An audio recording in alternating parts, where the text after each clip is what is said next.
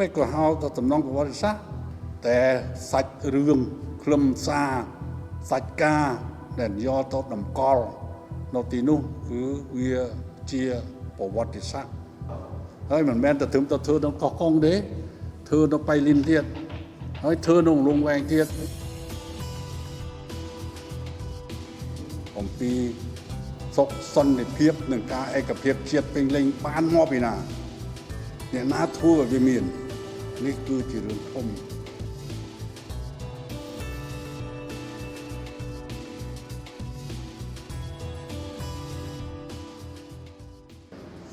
ការហេតុអ្វីបានជាយើងទៅធ្វើ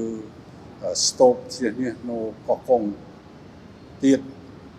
រឿងនេះគឺជារឿងមួយដែលវាមានបតិកលាគ្នាណាខ្ញុំសូមបញ្ជាក់ជូនថាជាឱកាសមួយដែលខ្ញុំចង់បញ្ជាក់អំពីសច្ចភាពនៃប្រវត្តិសាស្ត្រដែលព្រះរាជាណាចក្រកម្ពុជារបស់យើងបានហែលឆ្លងយ៉ាងវែងក្នុងរយៈពេលកន្លងមកដំបូងឡើយខ្ញុំចង់បញ្ជាក់ជូនថាមិនយូរទេគឺអង្គុបនេះគម្រប់ខួប49ឆ្នាំដែលជាទិវាចងចាំដំណើរឈ្មោះទៅការផ្ដួលរំលំរបបបល្ល័ង្កពូជសាសន៍ប៉ុលពតដែលដឹកនាំដោយសម្ដេចអគ្គមហាសេនាបតីតេជោជំនាន់នោះគឺសមមិត្តហ៊ុនសែនឥឡូវយើងទាំងអស់គ្នាបានដឹងច្បាស់បានឃើញច្បាស់ហើយសម្ដេចតេជោជាមគ្គទេសឯកឬយើងអាចថាជាវីរៈបុរសរបស់ជាតិយើងដែលបានហែលឆ្លងកាត់គ្រប់ឧបសគ្គទាំងអស់បាននាំមកនូវសន្តិភាពនិងការឯកភាពជាតិពេញលេញនេះមានន័យធំធេងណាស់ដូច្នេះសច្ចភាពប្រវត្តិសាស្ត្រនេះត្រូវតែចរិតដាក់ទុកដាក់ឲ្យវាបានទេហើយគឺមានឱកាសសម្រាប់អប់រំតកូនតចៅរបស់យើងតមុខទៀតឲ្យឃើញអំពីគុណតម្លៃឲ្យឃើញការលះបង់ឲ្យឃើញអំពីគុណូបកាលៈរបស់អ្នកដឹកនាំដែលបានហែលឆ្លងកាត់ឧបសគ្គដ៏ធំធេងនេះអំពីសុខសន្តិភាពនិងការឯកភាពជាតិពេញលេញបានមកពីណាអ្នកណាធ្វើឲ្យវាមាននេះគឺជារឿងធំ2016យើងបានសម្រេចធ្វើបច្ចោះធ្វើបឋមសិលាសាងសង់វិមានឈ្នះនេះនៅរាជធានីភ្នំពេញរបស់យើងនេះ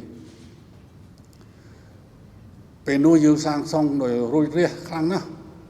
ដើម្បីបម្រើឲ្យខួប20ឆ្នាំដែលយើងបានបញ្ចប់សង្គ្រាមនៅនយោបាយឈ្នះនេះខួប20ឆ្នាំយើងធ្វើតែក្នុងរយៈពេលតែមែនតែនគឺធ្វើទាំងយប់ថ្ងៃគឺតែ2ឆ្នាំទេយើងបានសម្រេចសម្ពោធជាសំណងប្រវត្តិសាស្ត្រមួយទោះជាយើងនិយាយគ្នាខ្លីទៅពេកក៏ហៅទៅសំណងប្រវត្តិសាស្ត្រវាទំតែអាយុកាលរបស់វាគឺត្រឹមតែជាង20ឆ្នាំឬយើងធ្វើនោះគឺបានតែជាង10ឆ្នាំទេហេតុអីក៏យើងថាប្រមងប្រវត្តិសាស្ត្រតែសាច់រឿងខ្លឹមសារសាច់ការដែលយកទៅតម្កល់នៅទីនោះគឺវា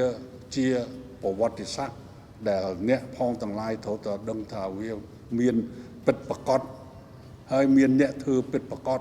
ហើយអ្នកធ្វើនោះយើងត្រូវតែនឹកដល់គុណូបកាលៈបើយើងទៅធ្វើដល់វិមានឈ្លះយើងឃើញនេះគឺមុខទ្វារផ្លូវចូលនឹងគឺយើងមានឆ្លាក់ពាក្យ3ឃ្លាសំខាន់ណាស់យើងមិនចាប់អារម្មណ៍កតញ្ញូហេតុអីយើងត្រូវតែឆ្លាក់កតញ្ញូឲ្យនឹកឃើញដល់រឿងកតញ្ញូហេតុអីយើងឆ្លាក់ពាក្យមួយទៀតថាសុខដុមហើយចុងក្រោយគឺចូលរួម3វគ្គនេះមានអត្ថន័យធំធេងណាស់សំខាន់ណាស់ដោយនេះគឺយើងប្រើពាក្យកតញ្ញូមួយយើងត្រូវតែដឹងគុណចំពោះអ្នកដែលនាំអ្វីជាប្រយោជន៍ដ៏ធំធេងរបស់ប្រទេសជាតិគឺធ្វើ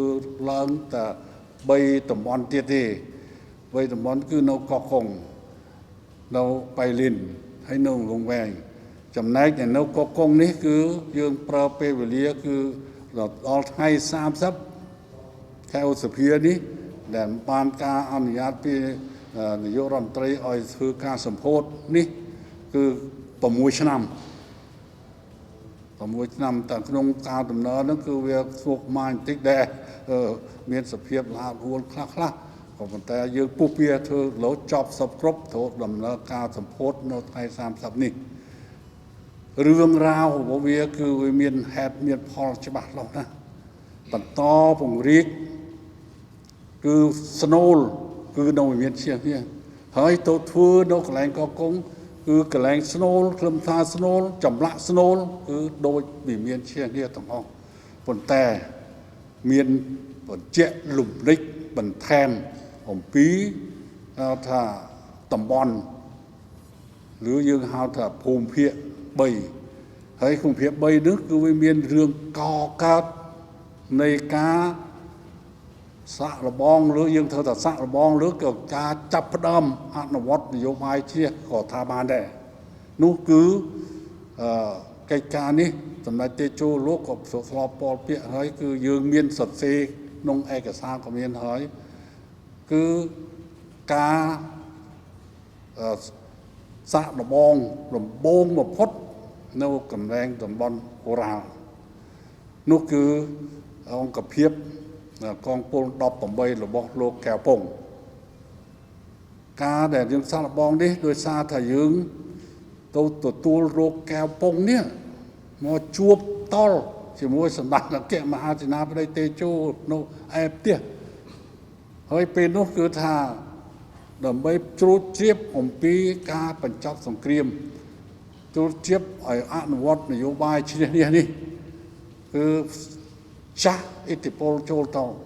មានអ្នកខ្លះមួយចំនួនគឺចាត់ទុកថាមិនស្រួលទេហើយមកអញ្ជើញគាត់មកជួបហើយ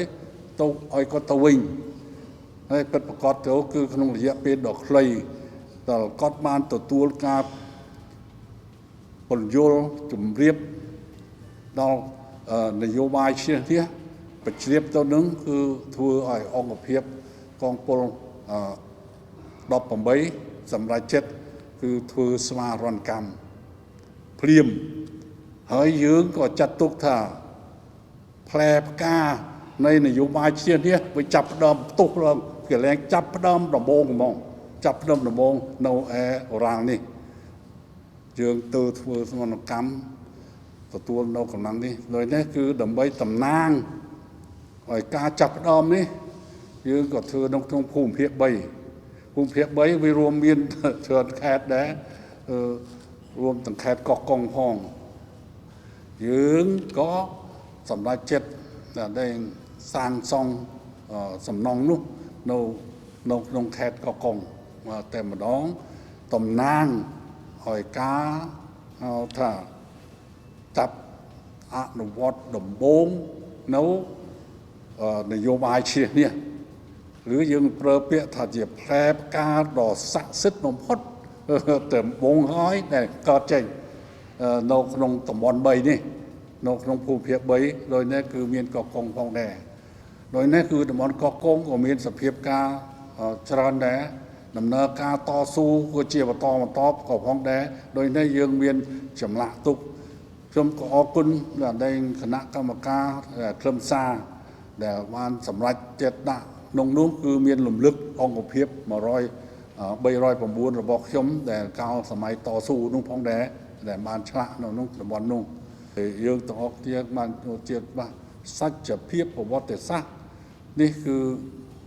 វាមានលេចធ្លោច្រើនណាស់ចំពោះប្រជាជាតិអាណាចក្រកម្ពុជារបស់យើង